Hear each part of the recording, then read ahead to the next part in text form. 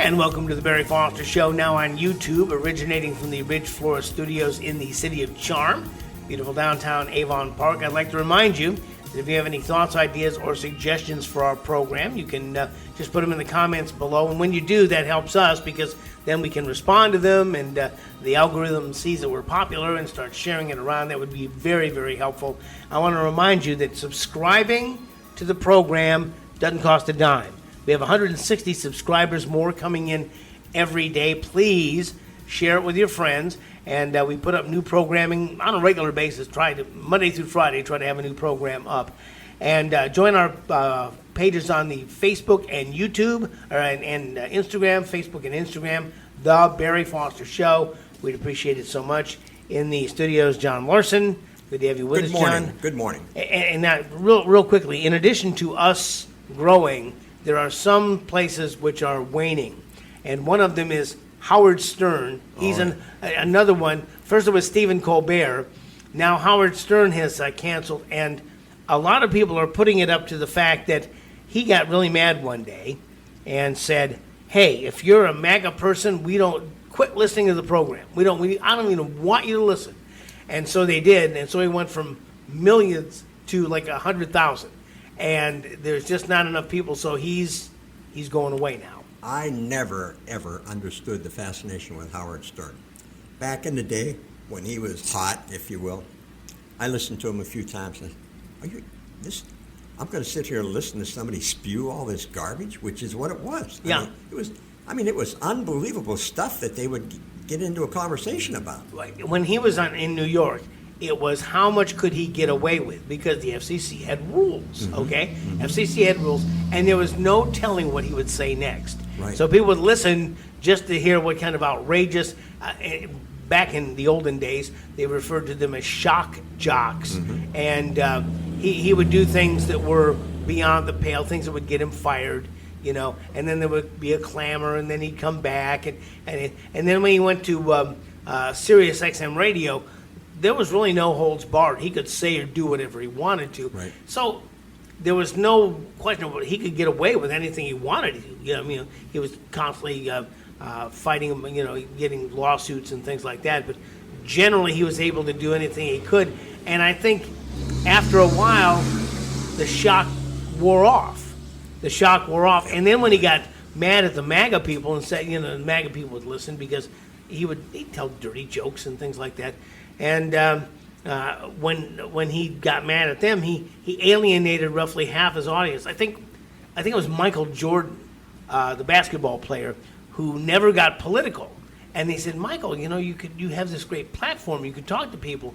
Why don't you advocate for some of this stuff? Because Republicans buy sneakers too. That's right. He said, I'm not. And in fact, there's a great video of Elvis. Back in the late 60s, when they asked him about some political thing, and he said, I'm a performer. Dolly Parton does the same thing. I'm just a performer, okay? I'm not a political person, I'm just gonna do my thing. And so kind of you live and die, especially somebody like Howard Stern, who is currently dying, he'll get a resurgence later or sooner. No, I think this is probably the end of the road for him, because I think you're right. It appears to me that, the people that were diehard Howard Stern fans, I think they've kind of had it up to here with all of that. I mean, it's like the comedians today that are losing their job. Mm-hmm. When Johnny Carson, Jay Leno, and those guys were on, they were not political. Yeah, they would jab a little bit at you, a Democrat, and they would jab a little bit at the Republican, both of you, equal time. But they never went hardcore like they are today. And lose literally half of your listening audience or viewing audience because you're so dead set against the Republican Party, Donald Trump, conservatives, whatever.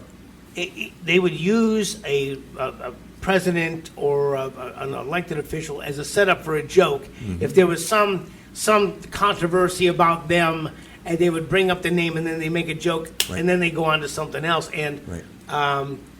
They interviewed Carson. And Carson said, look, our program is for people to get away from that stuff, and we've talked about this in the past, which was people want to get away from that and just have a good time. That's what sports was all about. You could you and I could be sitting at a bar between two of the most blue, radical Democrats in the world, but we're both rooting for the same team, whatever team it might be. I'll pick a team out of the air, Philadelphia Phillies, okay? You're sitting in the bar watching the Phillies, you're cheering the Phillies, you love the Phillies. The rest of it doesn't matter. Right now, you and I have found that tangent in the circle where we connect, okay? And it goes from there. But I think another thing with Stearns, Stearns a New Yorker, and the New Yorkers seem to be a dying breed because a lot of, as we talked about yesterday, a lot of New Yorkers are leaving, and it's left with thieves and illegal aliens, and it's not the New York that most people grew up in. No. You I mean, you take it is so blatant in New York when you see all the, and there's many videos on every day about on New York streets where these guys have gone into Walgreens or CVS and ripped them off, thousands of dollars worth of stuff, and come out and set it on the sidewalk for sale. And nobody stops them. The cops just walk by. They know. I mean, they got brand new stuff. It has their stickers on it from the store. But they sell it on the sidewalk for like pennies on a dollar to get their money for whatever, their drug money or whatever else they do, and so on. And the cops never lift a finger. And the thing that started, if you go back to Giuliani when he took over, and the murder rate was like 2,000 a year in New York City. It was horrible. But when he developed that broken door or broken window thing, and they started arresting people for the petty thing, jumping the turnstiles in the subway, hey, buddy, you're going to jail. And that set a mindset in place, okay, I can't do bad stuff. Even the small bad stuff, I can't do it. And then once Giuliani and them got out of there and they were gone, and you got the last guy who was in was almost a communist too. Eric Adams? No, the guy before him. Okay. The guy before him. And that's when it all went right downhill again. And whatever Giuliani and the rest of them did, and even Bloomberg, when he came in after Giuliani, was smart enough. He was a radical, but he was smart enough to know law and order is what we need in the city of New York. Yes. And once they were gone, it was over with, and it was Katie barred the door, and now you've got what you have. Well, I think New York is going to be left to sort itself out. As we talked yesterday, Donald Trump is going to take over Washington, D.C., which he can do, and try to restore law and order there. Right. But there's other cities that are having a terrible problem with illegal immigrants and crime. Yeah, it's all across the country when you go through it. Now, of course, all the politicians have stirred up all the radicals that are protesting what ICE is doing. Okay, so you've got all that going on. You got the assault and that on ICE and ICE agents and the other police force that are trying to round up these illegals, if you will. But it's going to, Tom Holman, God bless him, he's a bulldog, okay? He does not care. He's going in there and he's going to get the bad guys. It doesn't matter. By the way, John, if you're looking for a side hustle, I understand they have now lifted the age limit for ICE applications. That age is not going to be a thing anymore. I don't know that they'll take a guy that's 86, though. Like, maybe I got a good job, though. I could get the job for stopping people in, jaywalking. That would be my job. I'll take over enforcing jaywalking. Well, if you'd like to skip back a few days, I had a wonderful interview with Nicholas Softy from the Federation for American Immigration Reform. It's called FAIR, and we had a great. If you haven't listened to this, you really need to go back and listen to it. And one thing that FAIR teaches you is how to report illegal immigrants in the United States and how to get something done about it.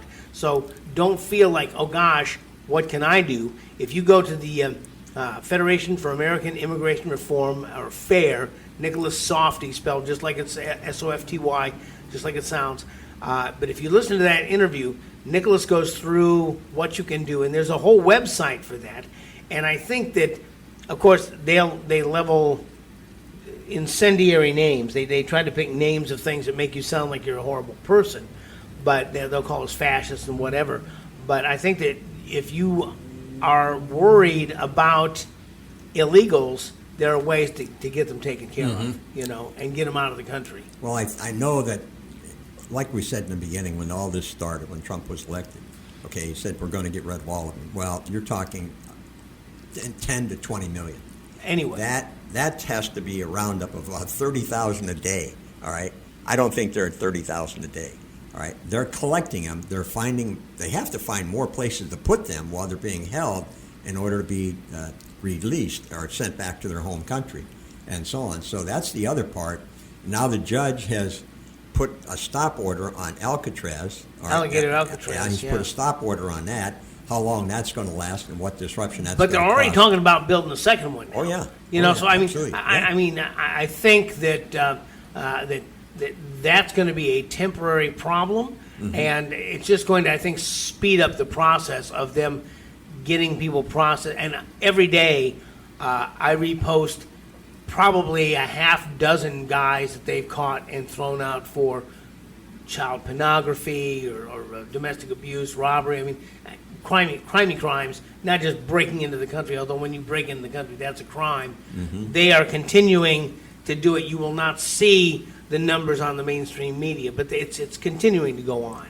You would be shocked if you watched it at all. I don't know if you do, but on YouTube, there are so many videos of ICE agents or other, federal officers rounding up illegals in all states of areas, crime, you name it.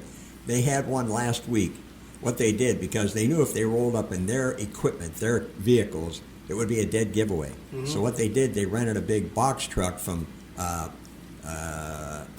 Roger Penske's outfit, all right? Oh, really? And loaded about 10 or 12 of the ICE agents in the back and went to a Home Depot, I think it was, jumped out and rounded up a whole slew of these guys, okay, and whatnot. But, I mean, it was unbelievable. And then, of course, they went after Roger Penske and said, how dare you rent them your truck in order to go round up illegals, okay? And he said, look, that's not our policy. Our policy is you're not supposed to put human beings in the back of these box trucks. That's right in the agreement. Yeah. So, but they also have rounded up box trucks that have illegals loaded in the back end of them. Absolutely. That happened here in Highlands County. Right. So, I mean, it's happening everywhere, but ICE has to find more intricate, different ways of getting into where these people are at, because now the protesters swarm in by hundreds of people and create more problems. Well, Wayne Ivey, the sheriff up in the Panhandle up there, several years ago had this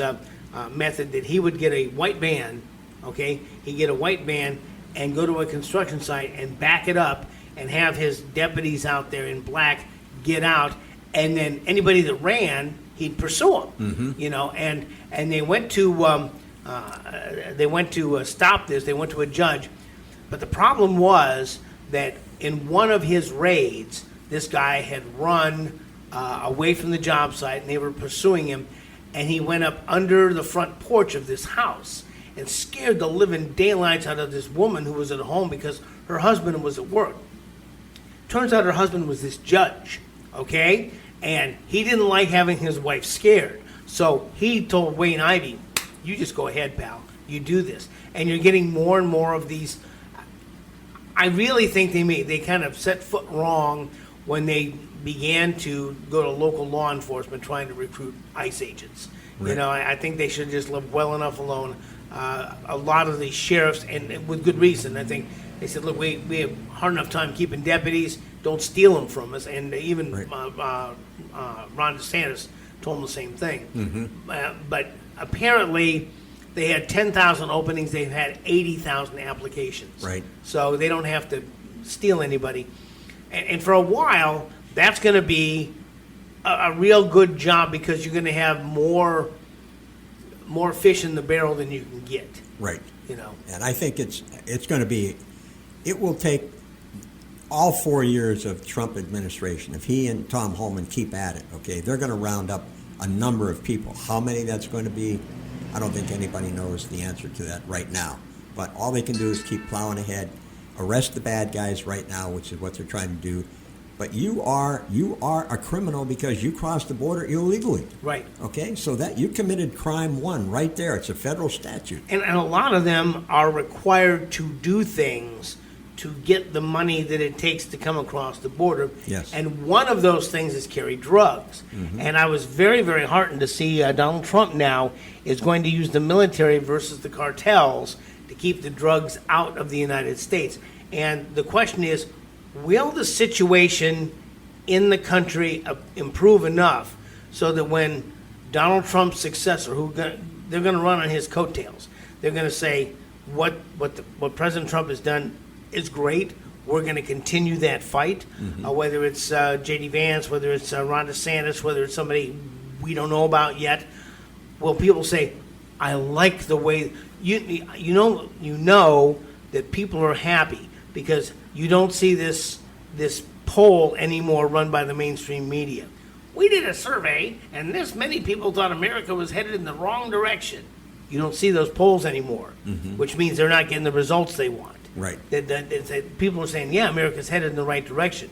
If you get enough people in enough states to say yes, then you're going to see the continuation of the Trump administration. Although I will admit, I've heard this scenario now 30 or 40 years. But I would love to see whoever runs for office. Let's say it's J.D. Vance. Pick a name. Let's say it's J.D. Vance. And he says, I'd like to have Donald J. Trump as my vice president, to ensure my election. Yeah. And so, and then he steps down and Trump becomes president again. Blah blah blah. I've heard that scenario. I'm not sure that would ever occur. No, I don't. But think in so. my heart of hearts, I think to myself, how cool would that be? Oh yeah, absolutely. No, I think it's obvious that Trump is going to make headway. However, you can already see, whether you're talking the midterms or the general election in 28, you're already going to see what the Democrats are going to belch about. Okay, you stole all the food from the people. You did away with the SNAP program. All these people are starving to death. Little kids don't have anything to eat. Those are the things they're going to play, okay? You rounded up my uncle, and he was a legal citizen. You sent him off to El Salvador, and he wasn't supposed to go there. So that they're not going to talk about policy, anything they can do to improve the country. No. All it's going to be is bashing whatever the Trump administration has done in their time in office. It's all about emotion. Yes. Going out and screaming out over Lake Michigan. Yes. But I think, and I'm hoping, and this is why we talk to people now, the midterms are right around the corner. Amen. It is time for people to begin working to keep this ball rolling because, number one, you need to not only retain seats, you need to pick up seats. Yep. And I think that as these populations begin to shift, you'll see more of that kind of thing going on. And but it's going to be up to us. And in fact, I know that this week there's going to be a Trump motorcade here in Highlands County, going down, celebrating President Trump and showing support for him. And so I think it's going to be up to the people who listen to this program to let us know what they're going to do to help in this election, whether it's sign waving, making phone calls, writing letters to the editor, calling local talk shows, whatever it is. I think it's going to be up to the people now. You can't sit back and say, well, Trump won and everything's fine. Trump won. Now the work really begins. It sure does. And it's going to have to be a number of terms for a MAGA/conservative president to get a lot of this stuff done. Because Trump, let's face it, a lot of the stuff that Trump has done came by executive order. That is not law. So Joe Schmo comes in from the Democratic Party and gets elected. All of that, just like Biden did, is going to go away. We saw Biden do that, repealed a record number of consecutive executive orders in the first few days. Yes. And just repeal. And that is one thing the big, beautiful bill did. It made into law some things that had been executive orders. And executive orders, to be honest with you, really only apply to the executive branch of government. Mm-hmm. They're not like a king writing a decree that henceforth and forevermore it's going to be like this. And so it's going to be up to us to make sure the right people get into office, stay into office, continue to try to restore the republic. And as you pointed out yesterday, it's a messy process. I'll tell you what, if I was running for office in 28, one of the things I would do, I would have me a chart of all of the Democrat states and what kind of financial disaster are they in? Where are they? How did they spend their money? What did they do with the illegals? Because you can point to every one of them, and there's not one of them that's on the right side up if they're not. You take a look at Chicago now. The mayor literally last week, the Mayor Johnson, literally begged for new tax increases because the city is broke. Why? Because he spent all the money on the illegals. So, I mean, this is the insanity of what the Democrats do. And the people, if they don't look at it and realistically look at it and say, look, oh my God, we're headed in the wrong direction. We can't survive this.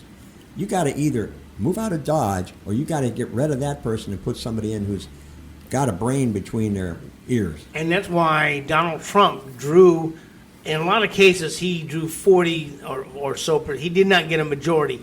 But I heard one of the, it was Leslie Stahl, somebody was saying, how is it that Donald Trump gets 43% of the vote in an area where 85% of the people are Democrat? You know, I mean, you see a lot of people who, by party, may not represent what Donald Trump thinks, but by action do. You know, I wrote down some numbers this weekend just to take a look at it.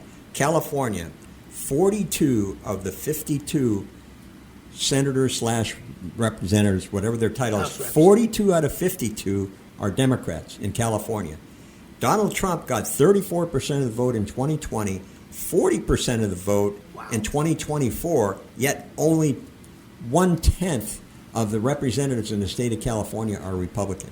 In Illinois, 42 of the House seats are Democrats, 12 of the House seats are Republicans, and yet Trump got 43% of the vote in Illinois. New York, the state of New York, 106 out of 150 representatives are Democrat, and yet Trump got 43% of the vote in New York. In Massachusetts, 135 Democrats and 38 Republicans, yet Trump got 36% of the vote. So he pulled in the votes, and they're totally one-sided in the state makeup of legislature. And I think J.D. Vance was being interviewed, and he brought this up, which I think has a lot of legs to it. He said that the gerrymandering, they're about as gerrymandered as they can get. They can't create more Democrat districts. So now they're afraid now that if these are drawn to communities of like interest, that they may lose more seats. Right. Like if you have a number of counties that are all agrarian, and you have somebody who runs for office saying, I'm going to stand up for the farmers. If you have, we're going to have a place that has a district it's a large cities, that have large cities. Well, I'm going to represent urban areas. You have somebody, whatever their what they call communities of interest is, you go to, like in Florida, I'm going to stand for senior citizens' rights. You know, I mean, and you get that, you're going to get fewer Democrats, and I think people now are they're getting their news in different places, and they're not necessarily going to ABC, NBC, CBS. Instead, they're going to the internet. In fact, in church on Sunday, I had a guy point at me and give me the come over here sign. So I came over, and he goes, I hear you have a podcast. And I said, yes, I do. And this guy is our age, okay? And he says, well, I am on, I think he said Apple Podcast. He's got some kind of a thing, and he couldn't find me. And I said, well, here, you go to YouTube and put in The Barry Foster Show. And I said, well, what do you have, an iPhone or an Android iPhone? I said, well, you know those little square with the arrow? I said, when you go to The Barry Foster Show, barryfostershow.net, you tap that, and one of the selections will be, it'll say, add to your home screen. And so I called it up and I said, see, right like this. A little avatar pops up there, and boom, you can be on. And so I went up this morning, and he and his wife had both subscribed. You know, and so I think, and he's not a guy who one would think spends a lot of time on the internet, but he does, you do, I do. I think a lot of people are getting their information now from, can we say, less biased sources? Oh, yes, absolutely. Yeah. So I have great hope that as we go along here, that people who want to restore the republic, people like us who remember what it's supposed to be like, and people who don't like the way it's going now, we may have the ability to turn it over. I don't know if this is, I think, the longest standing constitutional republic in the history that we know of. You know. Right. Well, I think it's obvious. I know the audience can't see it, but anyhow, and I wanted it to print in color, but it printed in black and white. That's the picture of after the 2024 election. All the white spots are the voted Democrat.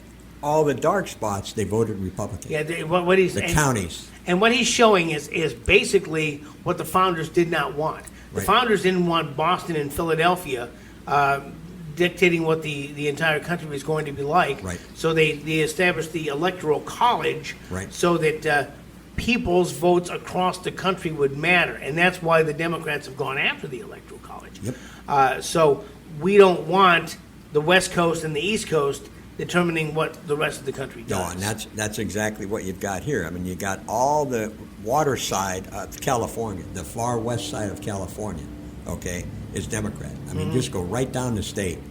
All the people inland are Republican. And that's the way it is in a lot of places. I mean, you take here in Florida, Orlando and Tampa are fairly well Democrats. Oh, yes. The rest of Florida, maybe a little bit Miami, but I think a lot of Miami has switched over to the conservative I think that's side Cubans. of the ledger. The Cubans and people who knew what it was like to live under socialism, they want no part of it. Right. Just like the founders, and we heard this from Victor Davis Hanson, and we may have to spend some time on this. The founders wanted nothing to do with the democracy, and the Democrats, the Democracy-crats, the Democrats have pushed that we live in a democracy. We live in a constitutional republic, and the founders wanted to make sure that it was the rule of law that prevailed, not the rule of the majority. Right. You know, because you may find this hard to believe, but sometimes the majority is wrong. I've heard it said, what's right isn't always popular, and what's popular isn't always right. Okay, but the rule of law says that this is the way things should be, fair and equal, and so we have to protect the constitutional republic from people who would want this to be a democracy, which it's not. Right. And so, Victor Davis Hanson has talked a lot about this kind of thing and about the way the Democrats have positioned themselves against truth, justice, and the American way. And it's going to be up to us to not allow them to gaslight us, to try to convince us that, well, that's not the way it was. It's a separate a separate question I want to ask. Oh, go ahead. No, not on air, though. It's Okay, something else. and that's exactly the way it is. And we're going to see if we can't get some of these people to come on and talk about some of these things. And I do want to do a little plug here that John and I, the plan is, and at this recording, we haven't done it yet, but the Highlands Tea Party, we have one of our friends who has repeatedly asked, when we don't have a guest, can John and Barry do a live show? And through the grace of God, this week we don't have a guest scheduled. So John and I are going to do a live show at the Tea Party, and our callers in will be people sitting in the peanut gallery out there. I think it's going to be a lot of fun. Oh, yeah. We're going to have a good time with that. Absolutely. And we're north of 70 episodes now. And my goal for the 100th episode is to have to figure out how to do this live. I want to do this live and take call-ins and that kind of thing. Oh, is that your phone? Okay, but I really want to get this done and do it live, because we're getting more and more people who want to come and be part of this program the way it was back in the olden days. You know, and I had a guy tell me the other day, he says that he missed us on a daily basis. He'd be able to tune in at a certain time. So we're going to figure out a time and a channel and a place where we can go and do some of these things live. And that's why we ask, if there's stuff you'd like us to talk about, let us know. We'll do some research on it, and we'll get back to you with some of the information that you want. Right. Whether it's state, local, or national, because all the time people do you get people coming up to you and saying, "Hey, can you do this?" Yeah, sometimes it's I think it's as it gets more widely known and people recognize, how can I get this? I'm hoping that when some of the snowbirds come back that were initially around when we first started, all right, that they'll pick back up where they were when they left off for the summer. Well, when I was growing up, and I've told this story 1,000 times, it'd be 1,001. When I was growing up, there were two newspapers. There was a Republican newspaper and there was a Democrat newspaper. When my grandparents lived in a little town in Adrian, and my grandpa told me to go pick up a newspaper. So I went down, and there was a pile of newspapers with change on top. You put down your nickel or a quarter, whatever it was, and put it down there, and you took a paper and you left.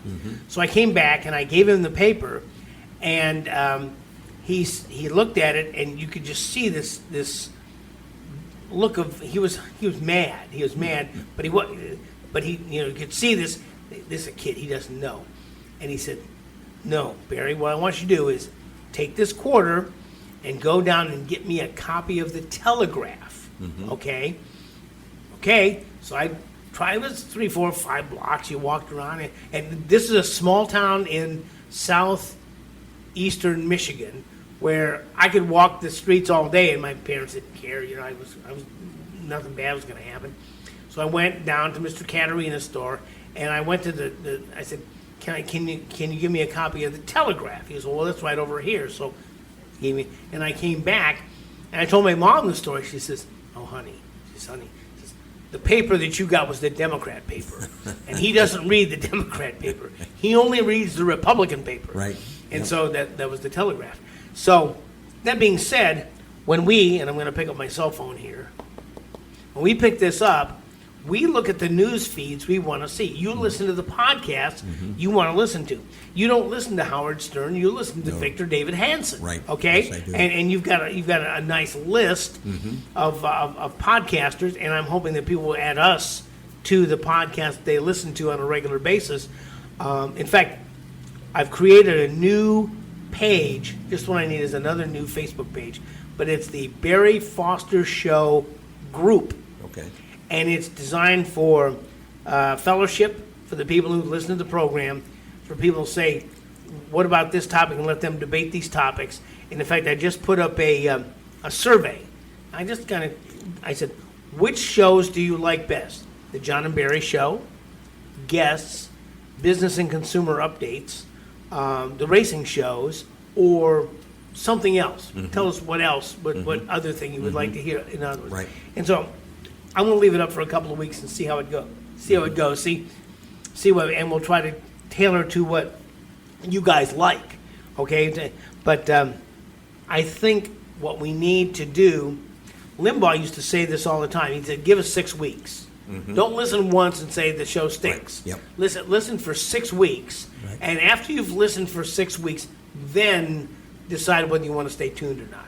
And I would say the same thing for us. Now, we've got north of 70 episodes up there. If you give us 50 episodes, okay, and listen to it, and you may say, "Nah, this thing isn't for me." Or you may say, "I really like this, and Barry, I wish you'd do this and that." And then share it with your friends. Say, "I can't explain it, but Barry," and one thing I did, which is one of the bigger episodes, and I think I may do it again. On Independence Day, I did a program that ran roughly 25 minutes on the Declaration of Independence. Yep. I think that we need to do more of those things. Yeah, I listened to that program, and I thought it was very interesting, and break it down. And there's a number of, if you remember, the guy that we interviewed a couple of times now from the podcast, and he's out. David Barton? No, the other guy, and that we've had him a number of times at the Tea Party via Zoom, okay, and he's given us a presentation, but he wrote a book that was strictly about the holidays, if you remember that book. Oh, okay? I know who you're talking about. Thanksgiving, Christmas, New, and the meaning of that. And how the holidays define the country, yes. Right, yes, and I mean, that was very interesting, and that, to me, is a pretty good read. It's very easy to read. It's a pretty good read about the holidays I'm going to and have the to look meaning that of the up holidays. again now. Yeah. I've got his book at the house. Yes, I do too, and so on. But I thought he did that really well.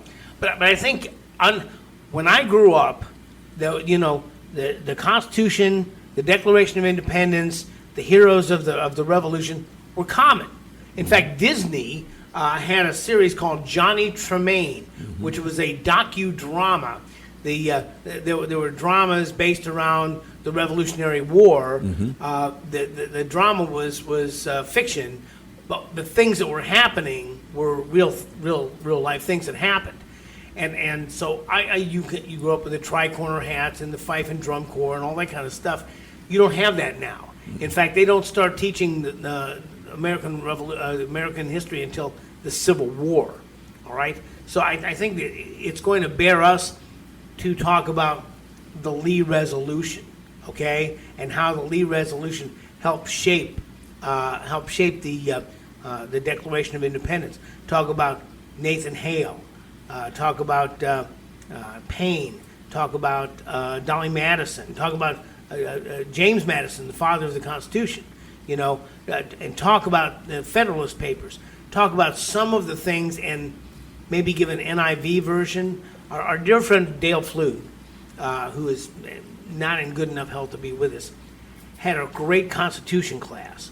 And I always urged him to do something that I may end up doing myself, is to make an NIV version of the Constitution, an NIV version of the Declaration. That is, that document in modern language, so most people can understand what it says. There's a little booklet called the Biblical Citizen.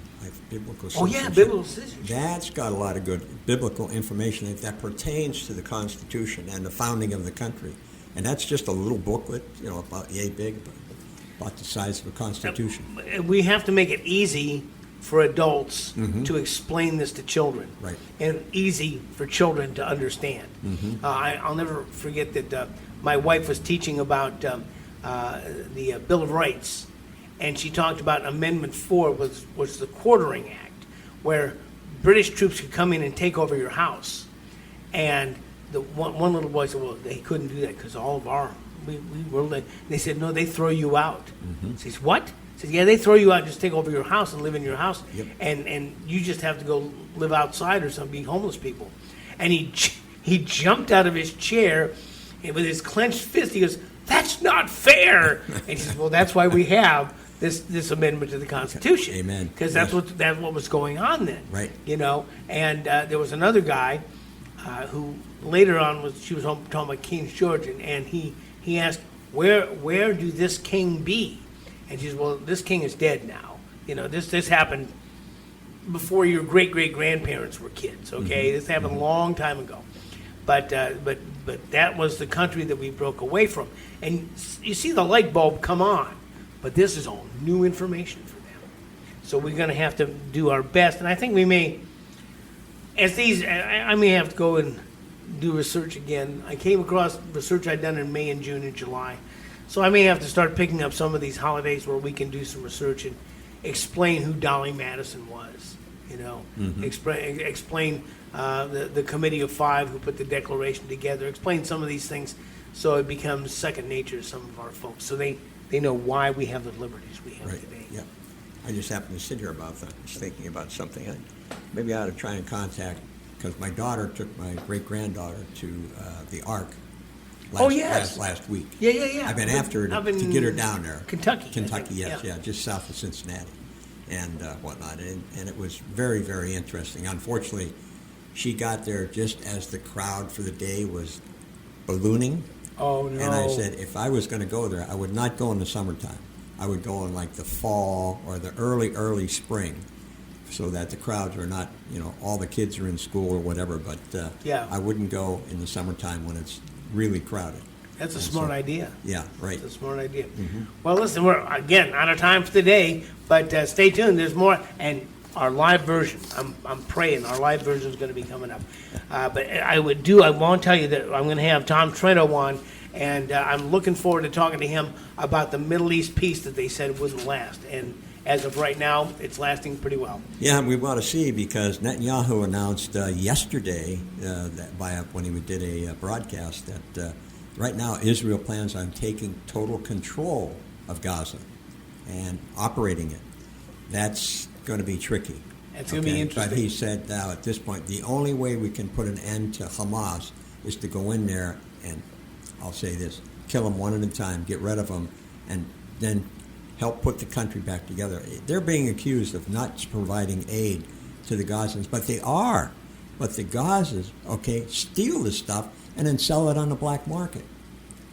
So it's a whole new kerfuffle. We'll try to get next time, bring you more information.